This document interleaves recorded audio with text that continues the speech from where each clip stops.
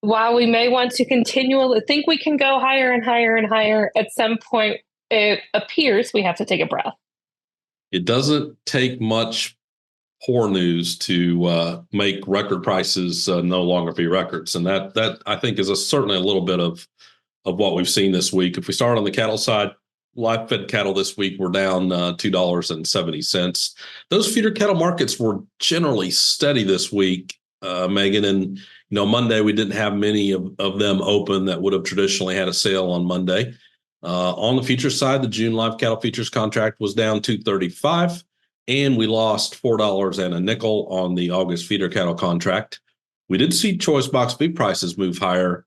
They were up $1.60 this week. Briskets and ribs were both really leading the way in terms of stronger components on that choice box beef price. Hogs, really fairly flat. Cash barrels and gilts were 20 cents higher this week than where they were last week. The June lean hog futures contract was down 5 cents.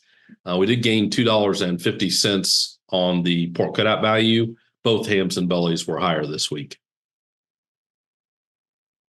It really seemed like there wasn't a lot of trade volume. I know there was a lot of sale barns that were dark this week as well.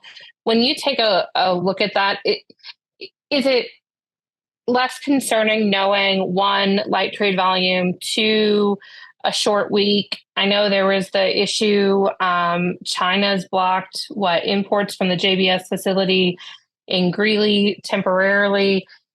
It just kind of a whole bunch of stuff that didn't make it for an exciting week for market. Yeah, so I think that's a lot of it. Again, we didn't do anything on Monday, and I think that's a little bit this week, maybe the market trying to catch its breath, deciding where it wants to go.